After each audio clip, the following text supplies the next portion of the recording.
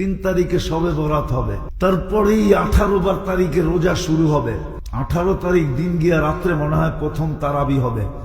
19 তারিখে প্রথম রোজা হবে। একটা মাসই যদি আল্লাহকে দিয়ে দিতে পারি, কমর কাইসা 1 মাস, শুধু 1 মাস না, 1 মাস 70 মাসের সমান। 70 মাসে কয় বছর? 5 12 60, 5 12 5 বছর 10 মাস। 1 মাস কয় বছর?